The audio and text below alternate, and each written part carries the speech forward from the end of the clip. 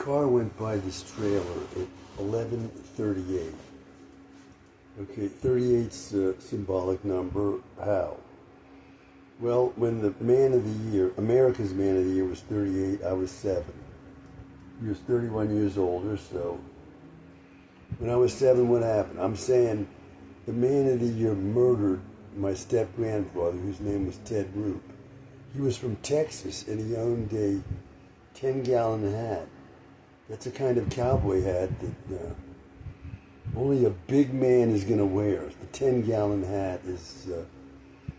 I'm not sure what it is exactly. It's the cowboy hat for a big man to wear.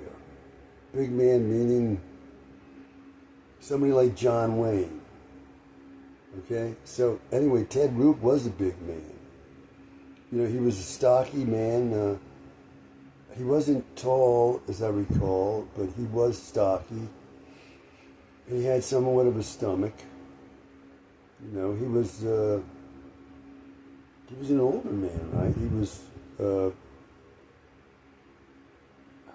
I don't know what his age was actually now, because the man of the year's mother was only like 14 or 15 years older than the man of the year, because she had him when she was 14 or 15 years old, right? So he's 38. She would have been like 52. That's all.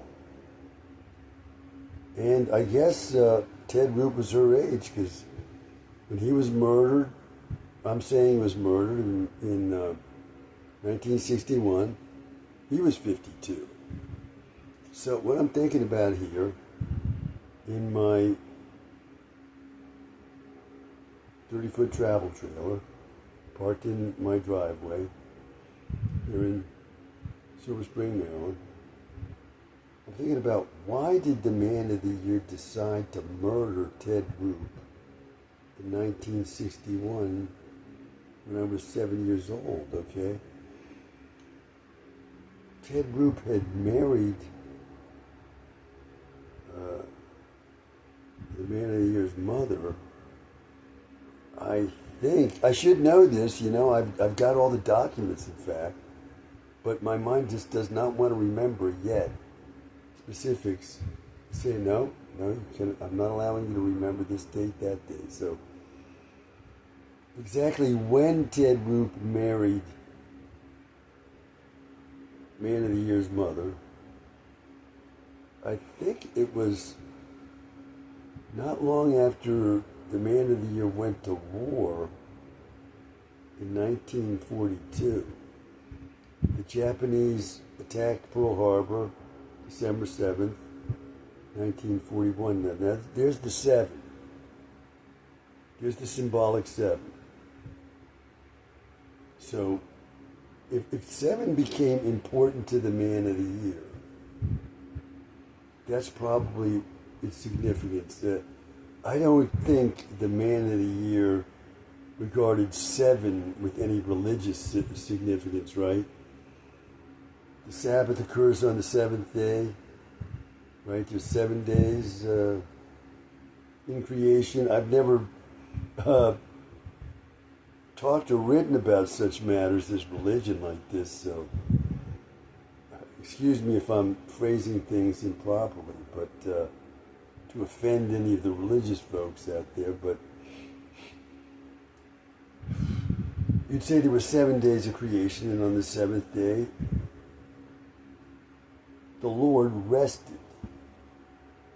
Okay? So the 7 days is important in Judeo-Christian mythology, because of that number of days, 7 days in creation, right? Very important number. But I don't think that had anything to do with the way the man of the year regarded the number 7. I would say that for him, 7 was significant as the start of World War II, that he entered a few months after the war started, joining the Navy. And I should know this. I've got his draft card. I mean, his what is it called? The card he used, it showed he was in the service for a certain length of time. His term of service, whatever that's called. I can't remember the name of that card. I've got it. I've looked at it many, many times. I've even recorded the dates, but I can't remember now. It was in 1942, a few months after the war started. The month of February is coming to mind, but am I sure? No. So he signed up for the Navy, like I would say maybe in February 1942. Okay, but I don't recall. I can easily find out. I know exactly where that card is. What's that card called? I forget. Anyway, I got that card, and I don't know. But so he goes into the service, and not long after, the grandmother then marries Ted Roop while he's gone. You see, she knew not to do that when he was around. So he gets back from the war, and now he's seeing that his mother's married this man. And my theory is that he wasn't going to allow either of his parents to marry again after they caused so much grief to him as a child by separating and then later divorcing. So I'm saying to myself, what kind of man was the man of the year when you add everything up? Okay? Well, this is my terminology. He was a nut. He was a nutcase, right? He was a nutcase. He was crazy in his way. The way he regarded reality. I mean, if he could do the things he did to me, he was clearly a nut. His reasoning was way nutty. It was sick. Okay? I'm not his son. I'm in his house. I'm not his biological son, so he can therefore male rape me and murder me. It's okay. All of that's okay because I'm not his son. He's a Latin moralist, which is he's never wrong, and therefore I'm some kind of a demonic influence that came into his house, and as a demonic influence, him being the good guy with God on his side, he has every right to stamp me out, to abolish me, to punish me and kill me. He can rape me at his pleasure, and he can male rape me, and it's all okay.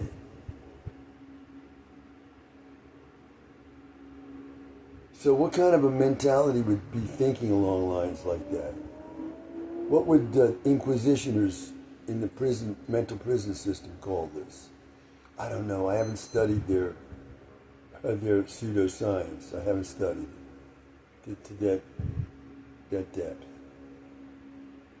So I'm thinking to myself, with what limited knowledge I have of their nomenclature, his particular mental disease might come under the category of a personality disorder. Because I'm thinking of the other major diseases, and what he had doesn't fit in there. Now, he clearly had Munchausen by proxy with regard to me. He did.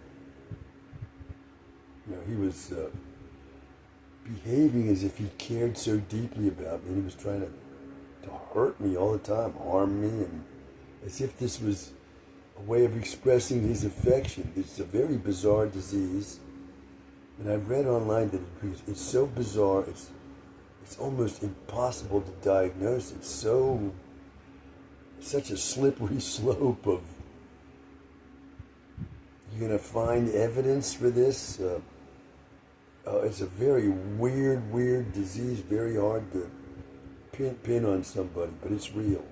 So he definitely had Munchausen by proxy. And what would you call Munchausen by proxy? Is that a personality disorder? I would think it might be, but maybe something else. I don't know. Never read anything about personality disorders at all. I met some people in the mental prison system who were supposed to have that. but that's the extent of it. Okay, so I'm thinking to myself, why did he wait till I was 7 to murder this man? Did I have anything to do with this? I must have. This number 7 is important. Why? It's on the 7th day of January that the man is murdered. Okay, and later, it's on the 7th day of January that the grandfather, I'm saying, is murdered as well. 7th day. Why? Well, I'm thinking to myself here, I'm thinking the 7 to the man of the year meant the day that World War II started. So he's saying he had to risk his life in the war against Japan. And for that reason, risked his life the way he did. Reality owed him respect for whatever his conclusions about reality and those in his reality might have been. So if he felt that this step-grandfather did him wrong by marrying his mother when he went off to war, he decided, I'll murder him. And this son, who is not mine, is 7. I'll murder him on the 7th day of the first month of the year. So what is the man of the year? He's a nut. He's crazy. He's a nutty man with nutty reasoning processes that have him thinking this way. That's the best I can do. He's a nut. Now, I'm supposed to be full out crazy. I'm a danger worldwide to everybody. My life has been ruined by this. Completely ruined. And I'm now an old man. I'm in a de facto house arrest. I even have a gorgeous woman, gorgeous to me. Other people might not think this woman is gorgeous at all. My wife doesn't think she's gorgeous. If I can't get an honest answer out of my wife, if my wife really thought this woman was gorgeous, she's not going to tell me. If she sees that I'm interested in this woman, she's not going to find anything good about her. However, today, let me say, I did make some attempts to start working you into the fabric of my wife's thoughts, okay? I said to her, I showed her pictures of you in your blue dress, and I don't know the year, but your first blue dress report where you have that smile that I call the most beautiful smile I've ever seen in this world, okay? Now, in your second blue dress report, about a year later, once again, your smile is absolutely beautiful, but your face and your body are showing that you've been under stress. Your skin is pallid. Your hair is not lying well on your brow, okay? You're showing stress and hurt underneath the courage and the wonderful person you are. It's going to beam that smile at the end of that report. That beautiful smile is still there, but your body and your face are showing that you've been struggling against a big, mean, and unjust enemy that's keeping you and me apart. You're showing that. So I showed her these pictures side by side. You're in the exact same stance with your hands folded down in front of you. You're standing straight, looking straight at the camera. You're wearing the same blue dress, the exact same blue dress, and you got your beautiful smile on. And I put the pictures side by side using an app on my phone to do that. And then I shared that to my wife, and I said, first of all, is this the same woman in both pictures? She said, yes, it is. I said, okay, which picture is the older picture? I said, one picture was taken like at a certain time and the other one was taken a year later. I said, which is which? And she called that correctly. She said the one showing all that stress Although that she didn't say that, she said, this is the older one. I said, how old is this woman? She said, she's about 30 years old. And I'm thinking, my God, lots of these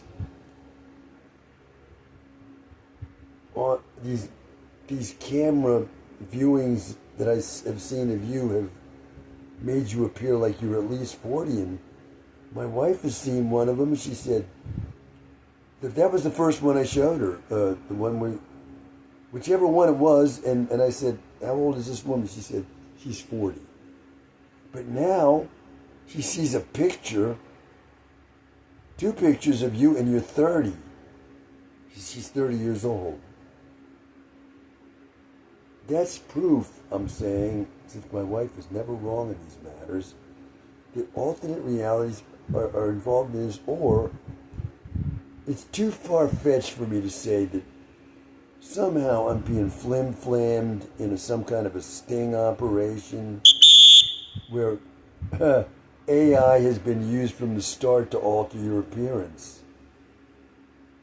Without you knowing about it, of course. And the videos where you appear, even on my TVs, they're being messed with. I can see that my TVs are being messed with all the time. You know? Okay, I'm starting to lose focus. However, I was saying to my wife, I said, well, what? My wife was kind of, bristling because you like this woman. And I said, yes. I said, this is my friend. That's what I said to her. And I said, my friends are your friends, right? You want a friend. You always say you want a friend? She said, yes. Well, said, this is my friend, so this is your friend too. This is our friend, I said to her, and she accepted that. So I made some attempts today to start talking about you, even though this is a very dangerous area for somebody like me. Let that go, okay? I'm going to be dead, so I got to hurry things up. Who the hell cares, right? These are dangerous waters, so what? So, let me stop talking. This is getting on too long. So, I was saying to myself today that, you know how Papillon escaped Devil's Island? Seen the movie Papillon? I hope you have. Steve McQueen, the American actor Steve McQueen, he plays Papillon. It's a great movie and a great story. Okay? How does he escape finally as an old man? He makes himself a raft out of coconuts that he ties together somehow with whatever he uses to tie vines or whatever, and he ties these coconuts together to make a raft. He throws the raft out into the... Is that an ocean there off South America? That's an ocean. That's the Atlantic Ocean, right? I never thought about this before, and he gets on that coconut raft and floats on the current. And he figures he'll float to the mainland, and he was right.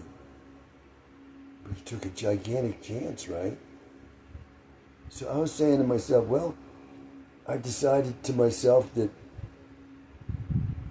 my feelings for you and my conviction that you have the same feelings for me, all this is real. I said, this is my coconut raft that I'm floating on.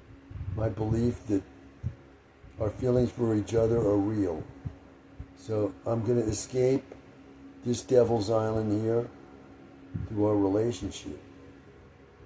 And it's like a coconut raft. It's that precarious. And I don't know if the currents are going to take me to safety or not. He didn't know. How would he even know? He said it looked like the currents were going in a certain direction. He could have gone in that direction for 100 yards and then taken him out to sea where he would have died for sure, but they didn't. So, as far as this goes, I'm an old man. I'm coming to the end of the game, and I'm saying I'm betting on this coconut raft, me and you. I'm going to float on that to the escape that is going to be our successful relationship. Let me not get too soupy in my description of it. That's what I'm thinking today. That my conviction that all this is real. This is the coconut raft I'm floating on to escape. The Devil's Island I'm in. Okay, well, those are my thoughts. Now, I'm saying that the man of the year was a nut. I am not a nut, but in America and worldwide, because of the American legal system, what it's done to me and its medical system, it's declared me to be a full-out crazy nut. I'm nothing of the kind. I never was. I was set up by a nut who was a medical doctor who did this to me.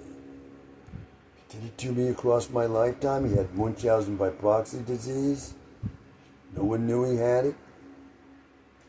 And he was working through his knowledge of how to make people crazy, which was his specialty.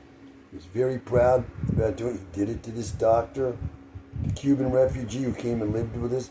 He very proudly showed that driving him crazy was a great accomplishment of his, and he was not the only one. I could discuss other people he drove crazy, including in his own family. He was great at this, and he was very proud that he was able to do it. So this guy was a nut, and he was the nut, and he was America's Man of the Year. Wow, do I want to get out of here? If you're seeing this, I hope you're getting all the meaning here of just how much I want to get out of the United States. After the life I've had here, oh my God. Anyway.